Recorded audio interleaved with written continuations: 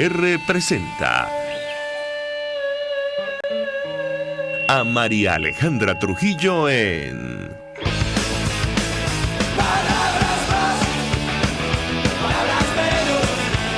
Palabras más, palabras menos.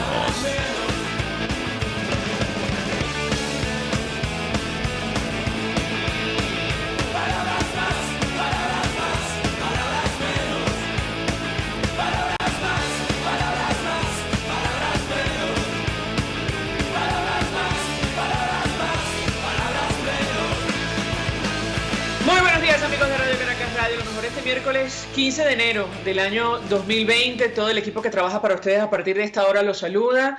En la producción Marilia García, en la redacción Jackson Vargas, en los controles César Arteaga, y quien tendrá el inmenso placer de acompañarles, María Alejandra Trujillo. Saben, ustedes se pueden comunicar desde muy temprano a través de la cuenta en Twitter de la radio, @RCR750, seguirnos por el Periscope, por internet, rcr.tv y el resto de nuestras plataformas digitales a través de TuneIn y YouTube. ¿Escuchaban ustedes estas reflexiones sobre la política internacional? En nuestro país ayer ocurrió Día de la Divina Pastora, que Monseñor Víctor Hugo Basabe, con quien conversamos esta semana, ustedes recordarán, administrador apostólico de Barquisimeto, calificó de mercaderes de la política, quienes vendidos por ciertas monedas decidieron secretamente ponerse a disposición de los principales responsables de la tragedia que vive el pueblo de Venezuela. Esas fueron sus palabras durante la homilía el día de ayer, ampliamente comentadas por las redes sociales. Quienes tienen el poder, decía él, durante su intervención solo se mantienen por el apoyo y la fuerza de unas armas que se empuñaron con la promesa de defender al país entero, hoy políticamente paralizadas justamente contra este pueblo. Y, entre otras cosas, Monseñor Basabe respalda así la reflexión que hizo en su momento la presidencia de la Conferencia Episcopal Venezolana a propósito de lo que está ocurriendo con la Asamblea Nacional, también con la Fuerza Armada en nuestro país. Recordarán ustedes las imágenes del asalto militar al Parlamento. La presidencia de la Conferencia Episcopal decía que se trataba de una nueva manifestación de la ideología totalitaria de quienes detentan el poder político en nuestro país, y hacía un llamado con preocupación a la Fuerza Armada Nacional. Parte de eso quedó reflejada en la intervención de Monseñor Víctor Hugo Basabe, y recordábamos ayer lo que fue en su momento la carta pastoral del arzobispo de Caracas, Rafael Arias Blanco. Él, durante la dictadura de Pérez Jiménez, también hizo una seria y dura reflexión que fue referencia, y algunos consideran formó parte del camino, de la apertura al camino a la democracia en nuestro país. Esto ocurrió en el 57 concretamente. A propósito del Parlamento, hoy es Día del Maestro en nuestro país. Nuestro abrazo a los que nos escuchan a través de las distintas plataformas de RCR, que hacen un trabajo encomiable, de pura vocación, que no responde, por cierto, a intereses económicos. En nuestro país el salario mínimo, lo hemos comentado hasta la saciedad, es de $3, dependiendo de la referencia que utilice. Si utiliza como referencia el tipo de cambio del Banco Central, el tipo de cambio del dólar criminal, como lo denominó en su momento Nicolás Maduro, que cerró ayer en 70.000 bolívares, va a obtener usted un número, un dato. Estamos hablando de 3,5 dólares mensuales, no por hora, ni diarios, ni semanales. ¿Quién vive en Venezuela, en cualquier parte del mundo, con $3? Ayer Nicolás Maduro, entre su intervención, lo que ellos denominaron como la presentación de memoria y cuenta, al margen de la Constitución, porque como ha venido ocurriendo durante los últimos tiempos, lo hizo ante la Constituyente Comunal, no, curiosamente, ante la Asamblea que ellos dicen controlar.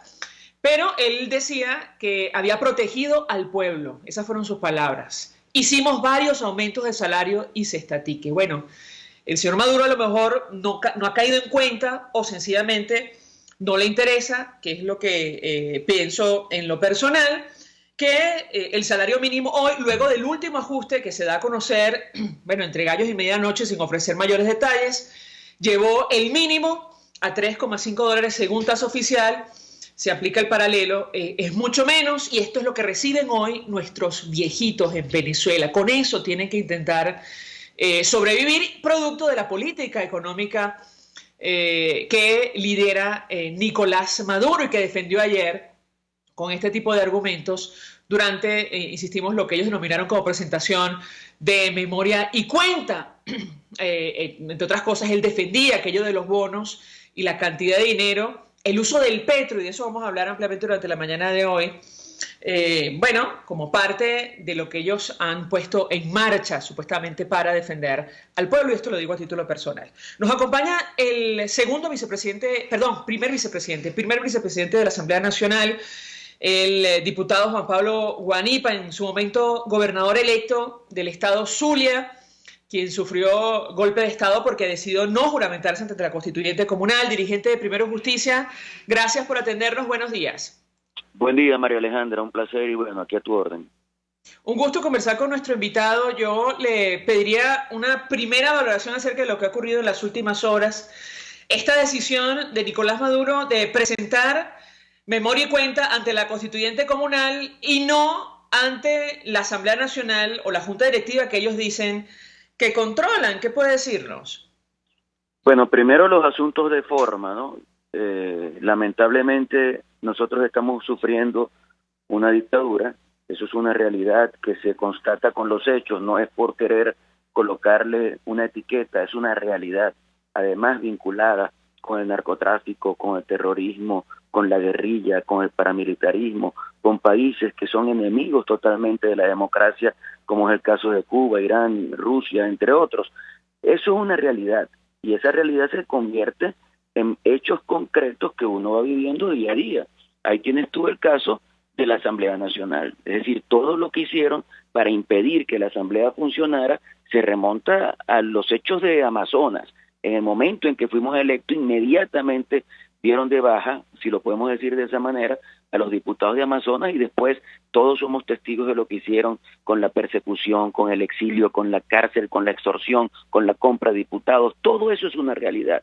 No pudieron hacerlo y entonces acudieron al expediente del asalto armado al Palacio Federal Legislativo, pero nunca han reconocido a una Asamblea Nacional que es producto de la voluntad del pueblo venezolano. Por tanto, ir a rendir informe ante una farsa como la Asamblea Nacional Constituyente es un asunto que refleja el talante no democrático de quienes están secuestrando el poder en Venezuela. Así que hay un problema de forma. Debe cumplirse con la presentación de informe de gestión, pero debe hacerse ante la Asamblea Nacional. Pero también hay otro problema que es de fondo, es que nosotros no reconocemos a Maduro como presidente de la República. El presidente encargado de la República es Juan Guaidó, y nosotros estamos convencidos de que Maduro es un usurpador. ¿Por qué? Porque hizo una farsa electoral el 20 de mayo del 2018. Entonces esas cosas deben quedar claras. Y ahora, si vamos al otro fondo del asunto, nos damos cuenta que Maduro es un cínico, es un hipócrita, es una persona que llega al poder, que abusa del poder, que destruye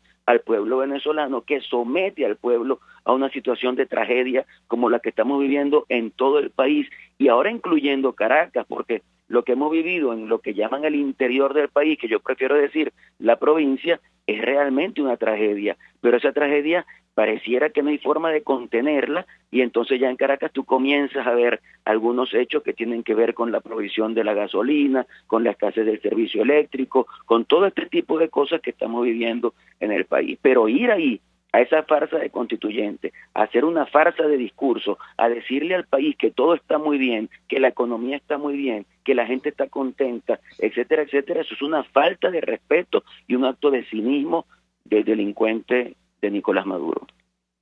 Ahora, tengo que preguntarle, diputado, porque ocurre, y ya hablaremos de los detalles de lo que se dijo ayer y lo que ha pasado en las últimas horas, que hoy ustedes están convocando a sesión, Día del Maestro. El presidente del Parlamento y presidente encargado Juan Guaidó escribía una carta al ministro de la Defensa de Nicolás Maduro, y el presidente de la Constituyente Comunal anunció que ellos también van a sesionar porque han decidido declararse en sesión permanente. Quisiera su comentario.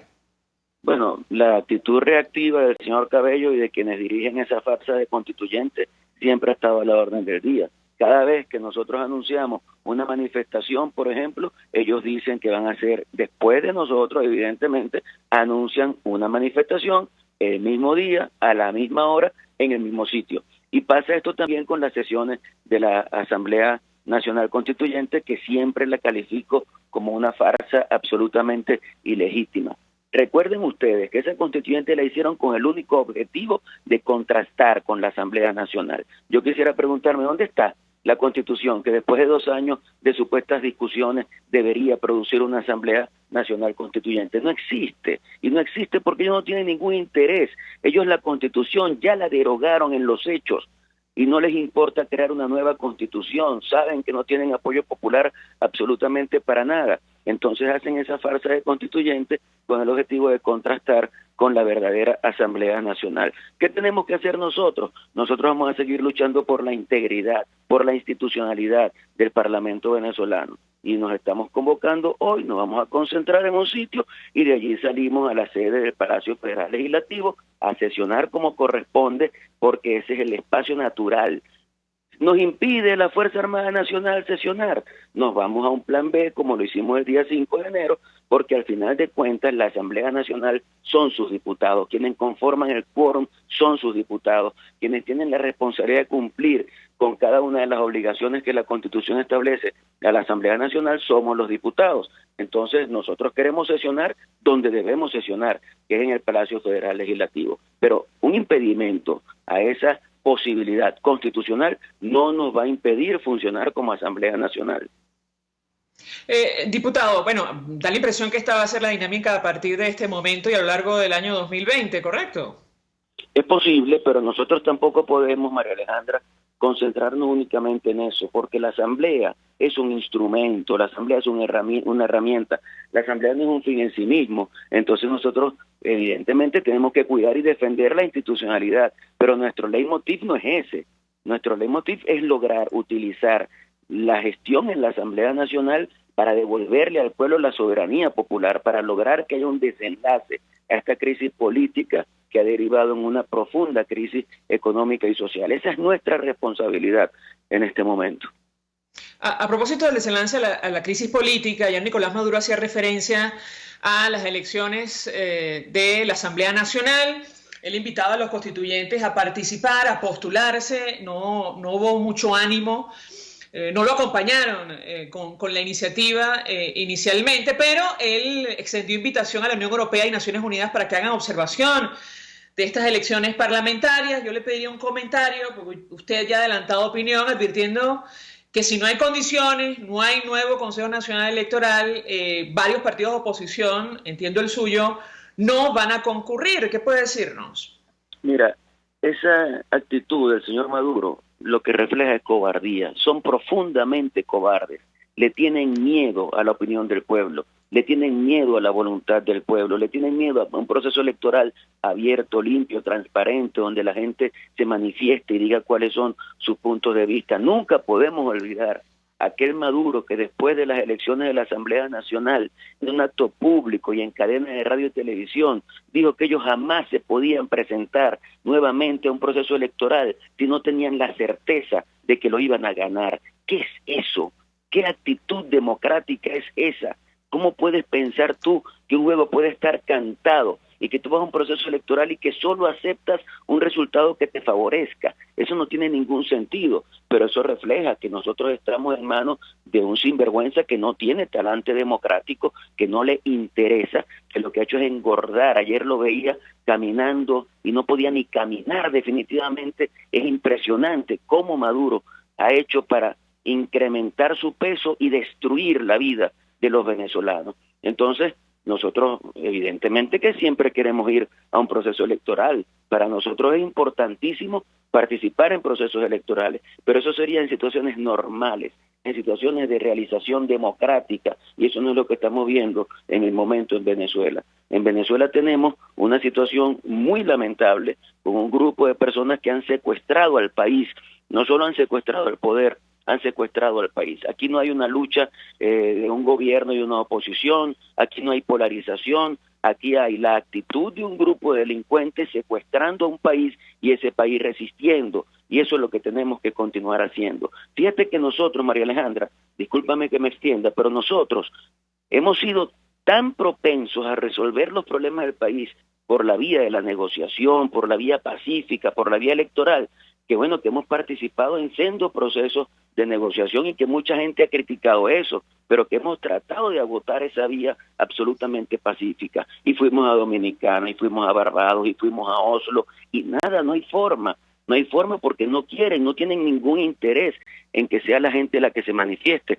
Y fíjate lo último que hicimos en diciembre de este año que acaba de terminar, es decir, hace escasos días, conformamos el Comité de Postulaciones Electorales. ¿Y qué hicimos? Integramos al PSV en la conformación de ese Comité de Postulaciones Electorales con el objetivo de que salga un Consejo Nacional Electoral por consenso. ¿Y cuál es la respuesta de estos primitivos? La respuesta fue lo que hicieron el 5 de enero, la respuesta fue lo que hicieron el 7 de enero. Entonces, ante eso, se acaba con la posibilidad de que tengamos un Consejo Nacional Electoral en el que todos puedan confiar.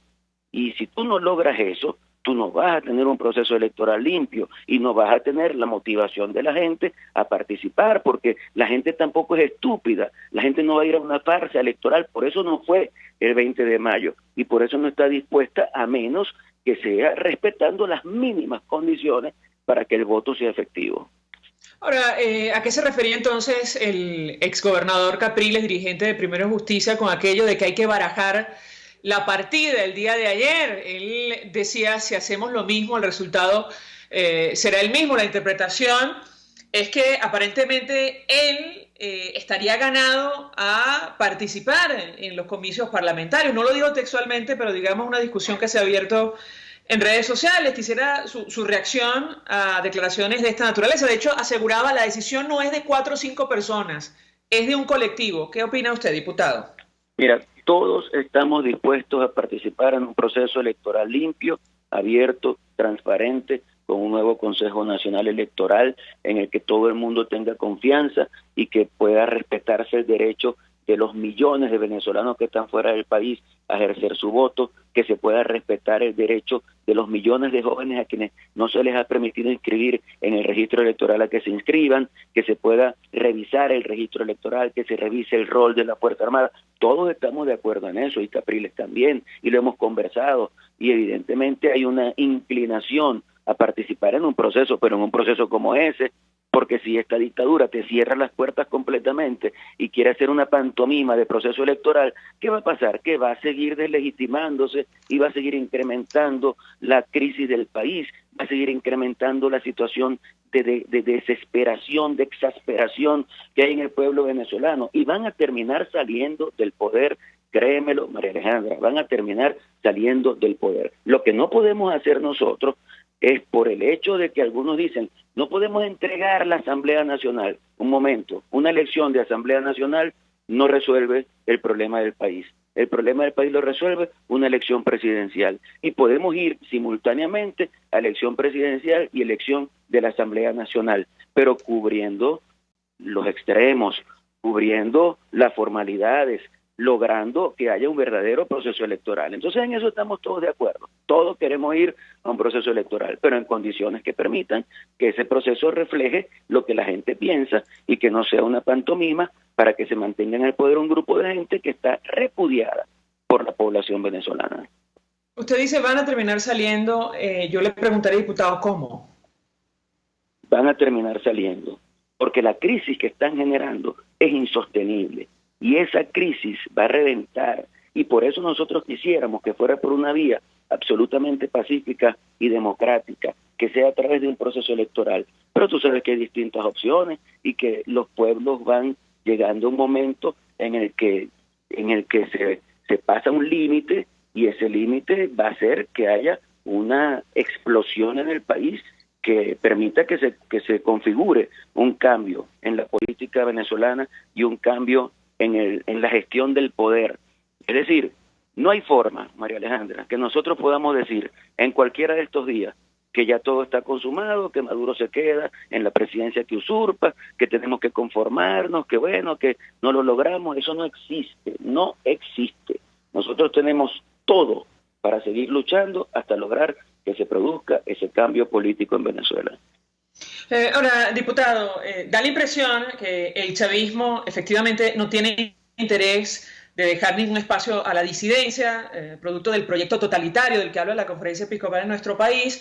Hay una sentencia de la Sala Constitucional que le pide a Luis Parra, quien hasta ayer militaba en Primero Justicia, que demuestre que sí, que tenía los votos, y algunos parlamentarios, como Carlos Berrizbeitia, temen que la intención es darle legitimidad a esa junta directiva del PSUV e iniciar posteriormente una persecución contra ustedes. Quisiera su comentario al respecto, lo escuchamos.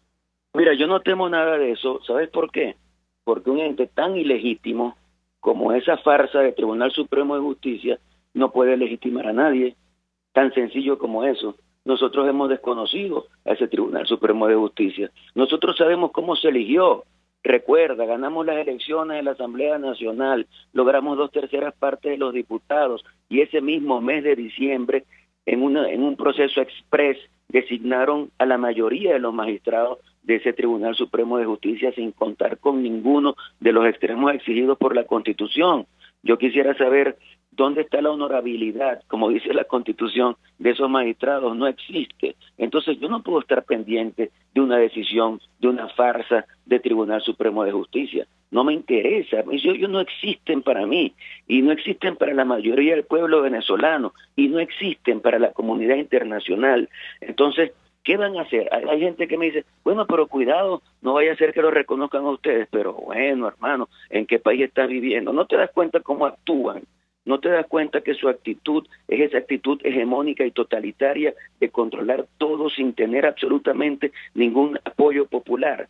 Entonces, yo creo que todo el país sabe cuál es la verdadera Asamblea Nacional en Venezuela. Aquí no hay dos asambleas nacionales. Hay una Asamblea Nacional que está presidida por Juan Guaidó. Eso está totalmente claro.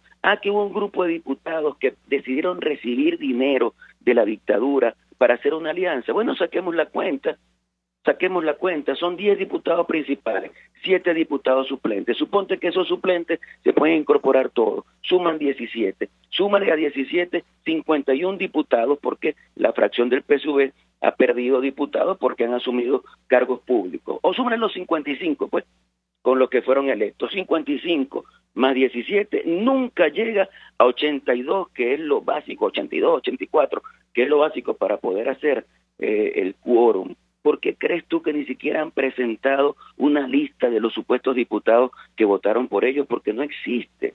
Ahí no hubo sesión el 5 de enero en el Palacio Federal Legislativo. Ahí no hubo constatación del quórum, ahí no hubo propuestas para la directiva, no se hizo votación ni nominal, ni a mano alzada, ni nada. Sencillamente un grupo de montoneros subieron allí y se juramentaron. Eso fue lo que hubo el día 5. Ahora, ese mismo día 5, nosotros convocamos en la tarde en la sede nacional y allí nos dimos cita 100 diputados. 100 diputados. Es más, habían 125 diputados, pero 25 tenían a su principal allí y no podían aparecer en el acta, pero habían 125 diputados y 100 con nombre y apellido. Fuimos votando uno por uno y en el acta colocamos el nombre de cada uno de los diputados presentes. ¿Tú crees que eso lo puede hacer Parra? No tiene forma de hacerlo. Parra es un impostor y lo lamento profundamente porque era una persona amiga, un tipo que llegó a Primero Justicia y que se le abrieron las puertas y que lamentablemente por dinero, por avaricia, conjuntamente con 2 diputados más, el señor Conrado y el señor Brito, pero conjuntamente con otros diputados que eran provenientes de otros partidos políticos, tomaron la decisión de hacer eso, de irse con el chavismo. Bueno, ellos asumirán su responsabilidad. Creo que ayer lo decía muy bien Enrique Capriles. Capriles hasta llegó a decir, ya yo bajé la poseta. Yo lo repito totalmente, porque la actuación de esa gente es una actuación que choca completamente con los valores, con los principios de un partido como Primero Justicia. Finalmente, diputado Stalin González, diputado también de la Asamblea Nacional, decía que esta semana se presenta el informe de la comisión creada justamente para investigar los actos de corrupción, posibles actos de corrupción de estos parlamentarios de la denominada fracción de los CLAP. No sé si usted tiene información al respecto, pero digamos lo que ha trascendido es que ellos abogaron abiertamente, varios parlamentarios, por empresarios muy cercanos al círculo de Nicolás Maduro. Para ello viajaron a Colombia, se fueron a Europa, abogaron por ellos en Bulgaria. Quisiera saber qué información puede compartir con nosotros y su reacción ante las sanciones aprobadas esta semana por el Departamento del Tesoro norteamericano. Lo escuchamos. Bueno, mira, la situación con ellos es muy comprometida para ellos. Y nosotros, cuando comenzamos a revisar y a ver eso, en Primero Justicia, cuando ya vimos que nos dimos cuenta que venía la información de la página de Armando Info con el periodista Roberto Denis, ya ahí sí encendimos totalmente las alarmas y tomábamos decisiones inmediatas, pero ipso facto, de una vez, lo suspendimos de militancia. Mira, ¿cómo es posible? Yo le decía a uno de ellos, porque tuve la oportunidad de conversar con uno de ellos antes de la decisión del partido, que me escribían, mira, pero el partido no va a sancionar. Pero ¿cómo no te va a sancionar, chico? Pero es que nosotros no hicimos nada, lo que hicimos fue reconocer que no hay ninguna investigación en contra de esa gente. Y yo le decía, pero mire, hermano, usted está certificando con su firma que fulano de tal, que es un empresario totalmente vinculado a la corrupción de Nicolás Maduro, no es testaferro de Maduro. ¿Cómo puedes tú certificarme eso?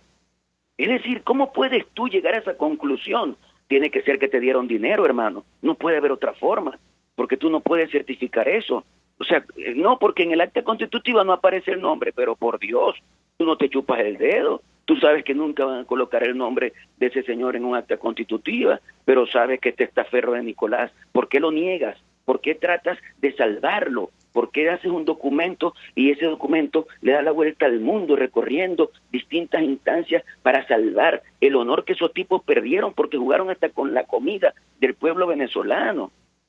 Y entonces, bueno, algunos empezaban a decir que sí firmaron, que no firmaron, pero al final estaban totalmente involucrados y nosotros no podíamos actuar de otra manera. Y yo creo que ya eso venía, esa connivencia de esos diputados con el chavismo ya venía de tiempo, y la información que tenemos nosotros es que hasta se reunían con Nicolás Maduro. Ahora estos sinvergüenzas de Maduro y Diosdado van a decirle a la opinión pública que eso es un problema entre facciones de la oposición. Por Dios, o sea, la gente no es estúpida, la gente no es boba. La gente sabe que todo eso fue urdido desde el Palacio de Miraflores para destruir el funcionamiento de la Asamblea Nacional, y no lo lograron. Lo importante es que no lo lograron, porque así como hay que decir que hay unos diputados que se vendieron, hay que decir también que hay más de 100 diputados que no estuvieron dispuestos a venderse y que mantuvieron su conducta incólume ante la tentación de tener en sus manos $1 millón.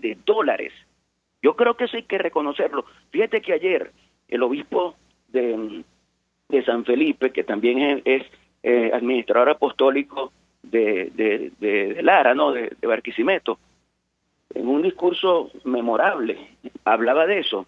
Pero yo le decía a Guaidó, porque veníamos los dos desde Barquisimeto oyendo el discurso, ¿no? Yo le decía, cónchale, pero está muy bien que diga que hay un grupo de diputados que quisieron venderse y todo lo demás, pero también hay que decir que hay un grupo superior de diputados que son la mayoría, que siempre estuvieron fuertes y que nunca se permitieron entregarse a las fauces de la dictadura. Eso también hay que reconocerlo.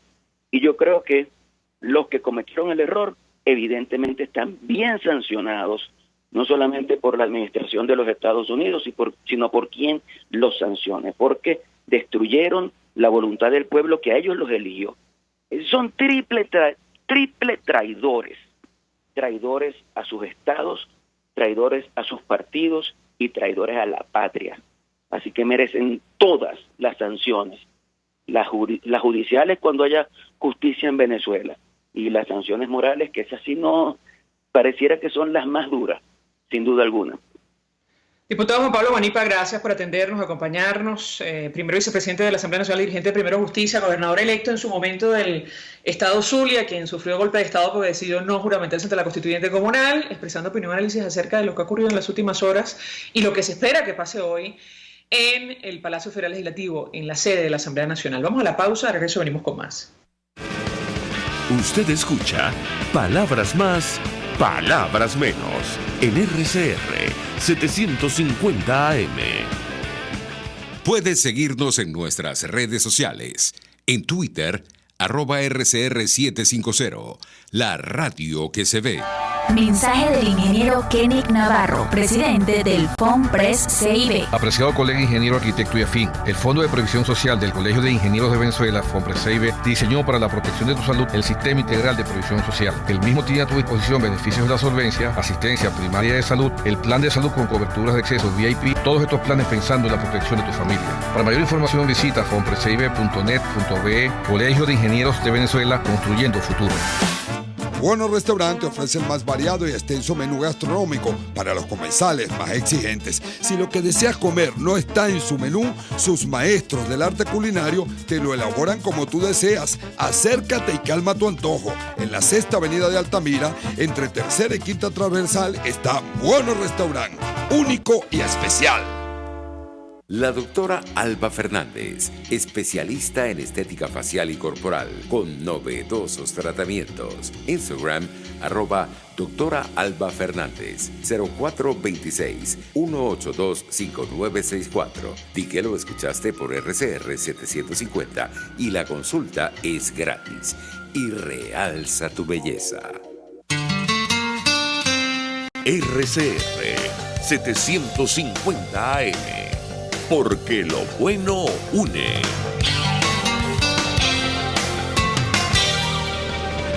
Todos las piensan, todos las escuchan y María Alejandra Trujillo te las dice.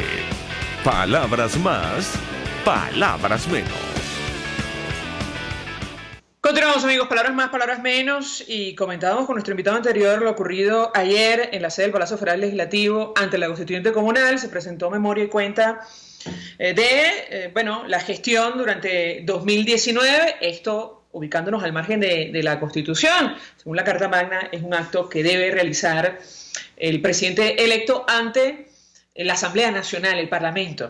Nos acompaña para hablar acerca de los anuncios económicos y en general lo que se dijo ayer, para analizar lo que se dijo ayer en materia económica. Francisco Acevedo, él es vicepresidente de Conindustria. 1.000.000 de gracias por atendernos. Muy buenos días. Buenos días, María Alejandra. Buenos días a todos tu radio escucha. Le pediría un primer comentario acerca de la intervención de Nicolás Maduro, que luego de lo que pudimos escuchar, incluso leer en los resúmenes de esta presentación de memoria y cuenta, no reconoció la gravedad de la crisis y anuncia medidas que podrían agravarla. Le pediría un comentario inicial de su parte al respecto. Lo escuchamos. Mira, yo creo que lo más grave en este momento es justamente lo que tú estás manifestando, que es no reconocer la grave situación económica que estamos viviendo los venezolanos.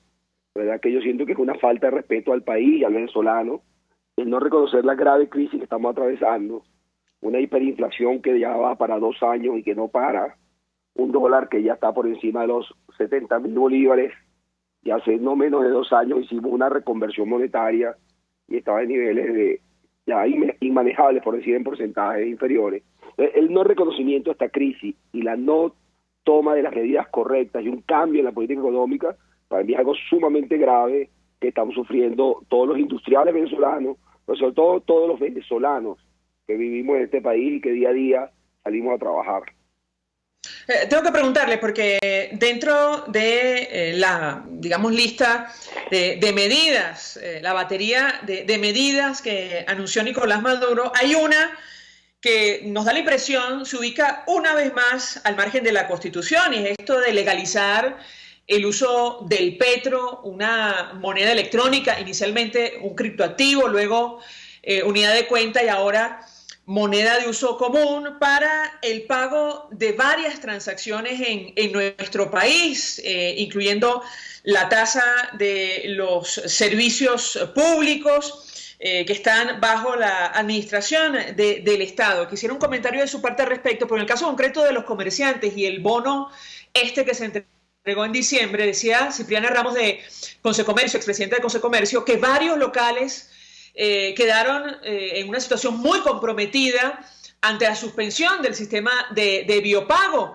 establecido por el equipo económico de Nicolás Maduro. Lo escuchamos. Mira, yo no he entendido todavía cuál es la insistencia del gobierno en la creación de este petro, una moneda que no ha funcionado, una criptomoneda que no ha tenido capacidad de funcionamiento, que además se encuentra sancionada por el gobierno americano. Pareciera que algo tienen ellos, como siempre, en su accionar, que están pensando más allá, a lo mejor están preparando la próxima reconversión monetaria, se me ocurre a mí en este momento, porque efectivamente este año deberíamos estar viendo una reconversión si mantenemos la hiperinflación que estamos teniendo.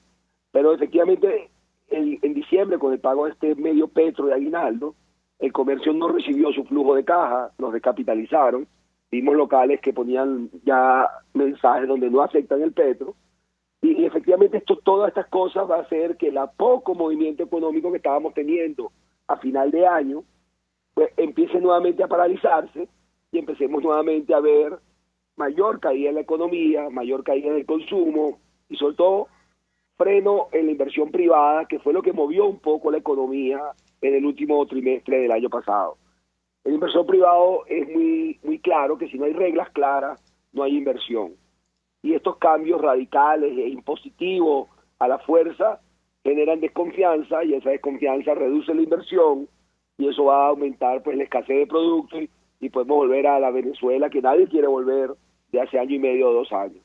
Definitivamente el gobierno, a pesar de la experiencia, pareciera que no aprende y vuelve a insistir con mecanismos que no son viables y que no son incentivadores de la inversión privada.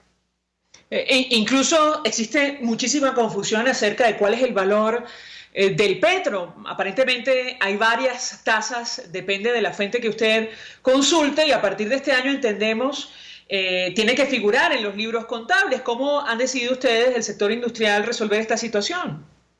Mira, estamos hablando con todas las firmas de auditoría y buscando un poco entender toda esta normativa, porque además las sugerencias que hacen desde el sector privado no son escuchadas por el gobierno, con lo cual salen las normativas que parece muchas veces difícil de aplicar y bueno, todo esto va llevando a unas confusiones y un enredo al sector privado, desmotivando, como te decía antes, la inversión. Estamos muy recientes en el inicio de año y todas estas normas acaban de salir, pero estamos en el proceso de entender cómo adecuarnos a algo que no tiene ningún sentido para nosotros y que no tiene ningún sentido tampoco para el gobierno y no entendemos cuál es el motivo o la motivación que hay detrás de toda esta implementación a la fuerza de un mecanismo de criptomoneda.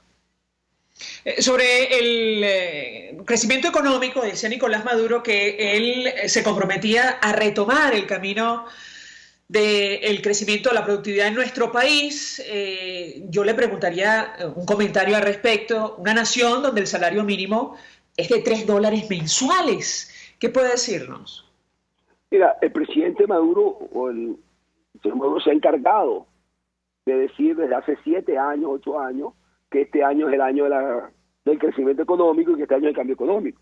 Un año más lo está diciendo y la realidad es que yo tengo serias dudas de que logremos crecimiento económico si no hay un cambio radical en la política económica del país.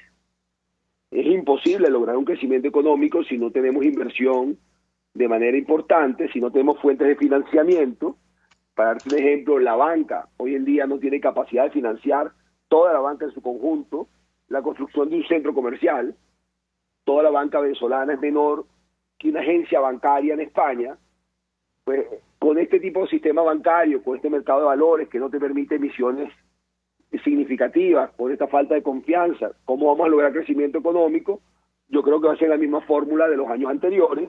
Son promesas que no se pueden cumplir y simplemente los venezolanos seguimos sufriendo una crisis económica muy dura y no hay manera de salir de esta crisis económica si no hay un cambio de modelo económico. Y lo que estamos viendo es un regreso al modelo económico fracasado, con la implantación de este petro a la fuerza, con nuevas fiscalizaciones de la SUNDE, ya empiezan por ahí a asomarse porque les parece que el dólar sube mucho cuando el dólar está ahora fijado por el Banco Central, fiscalizaciones porque no aceptas petro y obligando a los comercios a aceptar petro, los cuales después el dinero queda represado. Entonces, bueno, todo lo que estamos viendo son señales contrarias a que vaya a venir un crecimiento económico. Entonces, yo le preguntaría cómo va a lograr el crecimiento económico si no hay un cambio de modelo económico.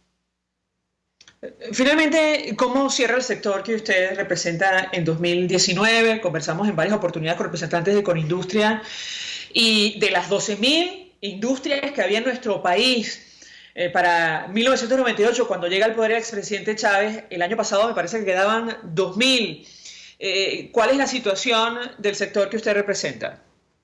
Mira, la situación es muy compleja porque el año pasado hubo un aguante importante del sector industrial con una expectativa alta de cambio. Todas estas nuevas normativas que ha puesto el gobierno en materia tributaria, sobre todo donde hay una voracidad fiscal alarmante. Estamos hablando que hay municipios que llegan a tener patentes del 5% de la venta. Para darte solamente un ejemplo, hace que la pequeña y la mediana industria les sea muy difícil sobrevivir. Estamos viendo un país que se está yendo a la informalidad absoluta. Una transaccionalidad de moneda en dólares que estamos ya viendo como normal, donde hay economistas que hablan del 70% de las transacciones en dólares, 60% de algunas ciudades.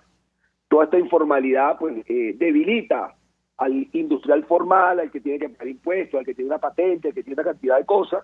Y esto para mí es una señal alarmante, y yo creo que en el 2020, si no hay un cambio de modelo, veremos algunas de esas 3.000, 2.900 empresas que quedan cerrando sus puertas, sobre todo la pequeña y mediana empresa, que ya se encuentra descapitalizada, y que el industrial pues simplemente no tiene más músculo para seguir aguantando una nómina y unos empleados si no genera el flujo de caja necesario para eso.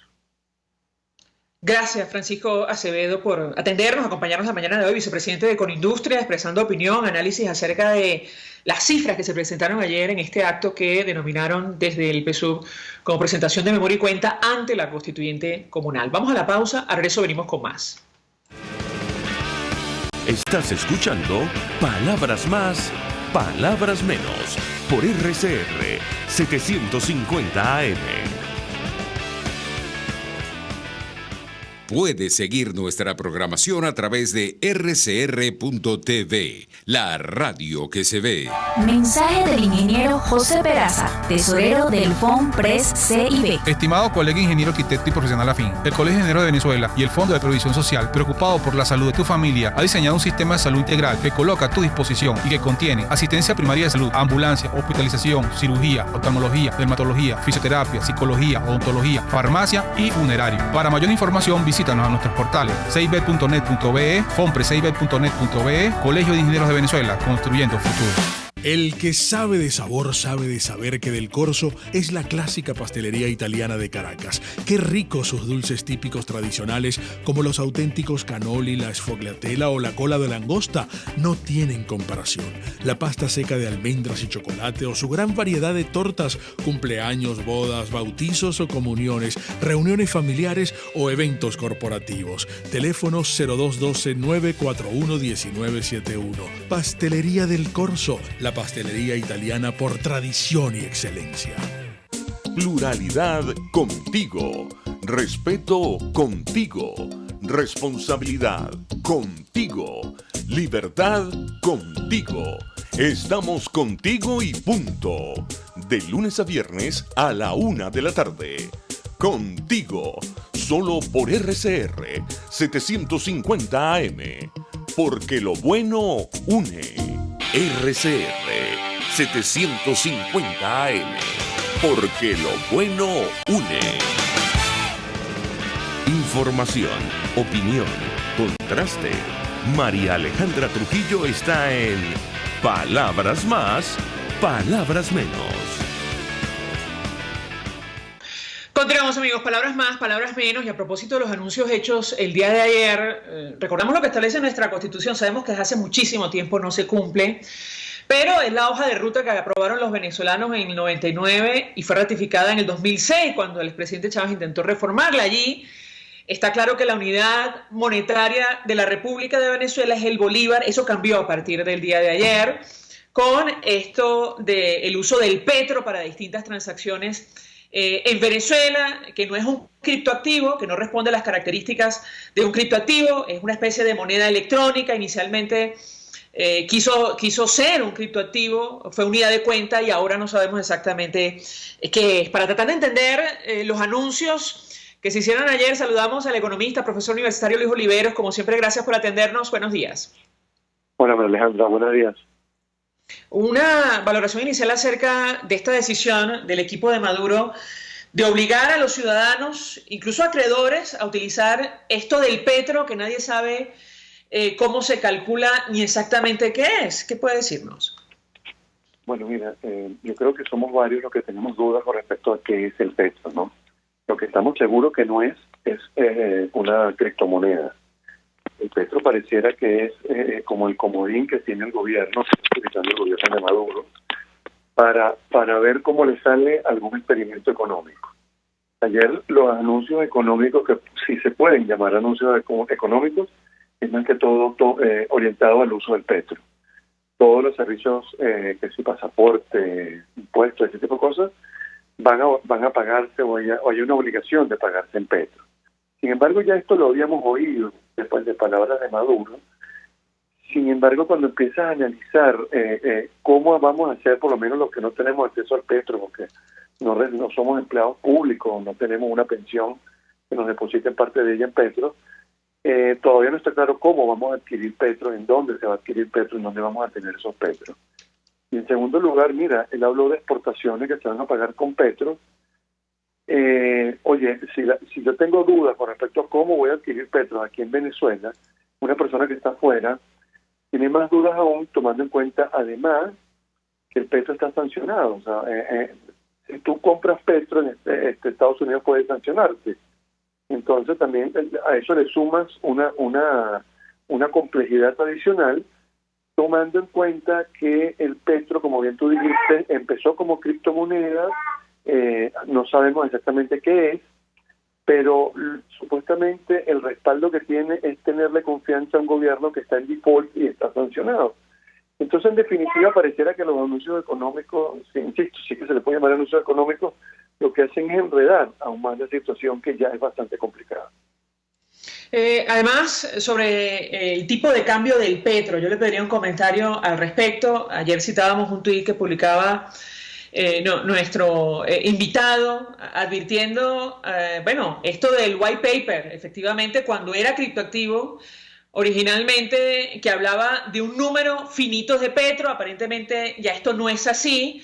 Si usted consulta al menos la página web del petro.gov.be, allí habla de un valor que supera los 4 millones de bolívares, que nadie sabe cómo se fija. ¿Qué puede decirnos al respecto? Bueno, mira, para que la gente sepa de lo que es el white paper es como la partida de nacimiento del petro. Sin embargo, cuando analizamos ese white paper es algo que ya no se cumple. Se hablaba de que iban a emitir un número finito de petros, pero en la realidad Maduro ha prometido casi 2 o 3 veces más petros de lo que dice ese white paper. Entonces ya empieza como yo ponía el ejemplo del financiamiento monetario, de la emisión monetaria que hacen con los bolívares, lo están haciendo con el petro, ¿no? El petro al final, o lo que vimos con los jubilados y con todo este tema cuando le pagaron parte de la jubilación o ese bono que pagaron con medio petro, es que pareciera que no es más que un título de deuda o un título algún tipo de transacción que al final lo que te va a generar son bolívares. Y yo ponía el ejemplo de que la gente así estará de desprestigiado el petro, que la gente prefiere tener bolívares que tener petro. La gente, cuando le depositaron ese petro, salió corriendo y casi que con ataques de crisis a ver dónde cambiaba ese petro por bolívares. Y es prácticamente el único activo que pudiéramos pensar que la gente prefiere no tenerlo y prefiere tener bolívares, cuando en Venezuela casi nadie quiere tener bolívares. Entonces, así de mal está el petro en la mente de los venezolanos. Mira, con respecto a la tasa de cambio, es prácticamente algo que se sacan de una manga, que se inventan todos los días, porque primero dijeron que era $30, y luego es algo que ellos se inventan y todos los días lo que hace es restarle aún más transparencia a algo que la gente no quiere. Insisto, el respaldo de este Petro es la confianza que le puedes tener a un gobierno que está en default y que adicionalmente está sancionado, un gobierno que no paga sus deudas. Ahora, le pregunto a nuestro invitado, porque decía Nicolás Maduro que él se comprometía a retomar el camino del crecimiento económico, y lo decíamos en el corte anterior, en un país donde el salario mínimo es de $3 mensuales. Yo le pido un comentario al respecto. Maduro pueda generar crecimiento económico, tiene que cambiar muchísimas cosas en la economía. Te pongo un ejemplo, lo del crédito bancario es un elemento fundamental en cualquier país que quiera generar crecimiento económico. En Venezuela está desaparecido el crédito bancario, no solamente por el encaje legal que deja sin liquidez a buena parte de la banca, sino que adicionalmente lo han encarecido de una manera tal que entre octubre y a la fecha y ayer, la tasa de cambio que se le aplicaba o que se le podía aplicar a los créditos superaba el 230% por los cambios que han hecho para la concesión de los préstamos, porque ellos no quieren que la gente pida préstamo para comprar dólares. Entonces, mira, cuando tú tienes a un gobierno generando ese tipo de políticas públicas, es prácticamente imposible pensar en crecimiento económico para el 2010. Creo que hay consenso entre los economistas que la caída del PIB va a estar entre 5 y 10 puntos del PIB para este año 2010, tomando en cuenta que venimos de un acumulado de los últimos 6 años de 60% de caída. Entonces, mira, pareciera que Venezuela el 2010 va a ser, con mucha seguridad, va a ser el 7º año consecutivo que no sube el PIB, sino que baja. Y eso significa destrucción de riqueza, eso significa menos puestos de trabajo, eso significa más pobreza. Luis Oliveros, gracias por atendernos, acompañarnos estos minutos, economista, profesor universitario, expresando opinión y análisis acerca del telón de fondo de la crisis de la situación económica a la luz de los datos que ofreció ayer Nicolás Maduro en lo que ellos denominaron presentación de memoria y cuenta ante la Constituyente Comunal. Vamos a una nueva pausa, al regreso venimos con más. Escuchas a María Alejandra Trujillo en Palabras Más, Palabras Menos, por RCR 750 AM. Sintonícenos a través de Periscope, @RCR750, la radio que se ve. Mensaje del ingeniero Kenick Navarro, presidente del FOMPRES CIB. Apreciado colega ingeniero, arquitecto y afín, el Fondo de Previsión Social del Colegio de Ingenieros de Venezuela, FOMPRES CIB, diseñó para la protección de tu salud el Sistema Integral de Previsión Social. El mismo tiene a tu disposición beneficios de la solvencia, asistencia primaria de salud, el plan de salud con coberturas de acceso VIP, todos estos planes pensando en la protección de tu familia. Para mayor información visita fomprescib.net.be, Colegio de Ingenieros de Venezuela, construyendo futuro. En Global Therap, Centro de Rehabilitación Física, aplicamos tratamientos personalizados para todas las edades con equipos de última tecnología que te aseguran una rápida recuperación. Atendemos esguinces, fracturas, lesiones deportivas, desgarros musculares y lesiones de rodilla. Búscanos en el Centro Comercial Multiplaza Paraíso, nivel empresarial 2. Teléfono 0212-461-9087. Global Therap y despídete del dolor. En RCR somos vanguardia.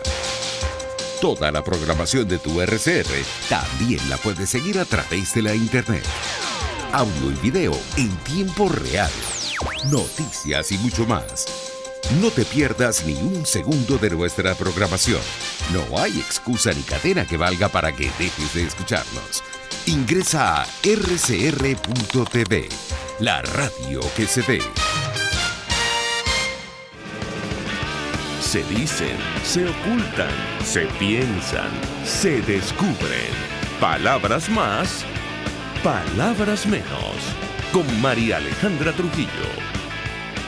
Continuamos, amigos, palabras más, palabras menos. Cerramos con un comentario. Hoy es Día del Maestro en nuestro país. Hay sendas sesiones convocadas en el Palacio Federal Legislativo, una por la Asamblea Nacional y otra por la Constituyente Comunal. Habrá que ver cómo termina esto, pero también se cumple un nuevo aniversario de la masacre, de lo conocido como Masacre del Junquito. Ustedes recordarán esta operación militar, policial, que dejó varias víctimas mortales. Allí muere, producto de esta acción, el inspector Oscar Pérez. Recordar que el caso bueno, ya fue presentado ante la Corte Penal Internacional. Fueron entregadas pruebas a La Haya donde confirman que Óscar Pérez y sus compañeros fueron ejecutados pese a que no dispararon un solo tiro.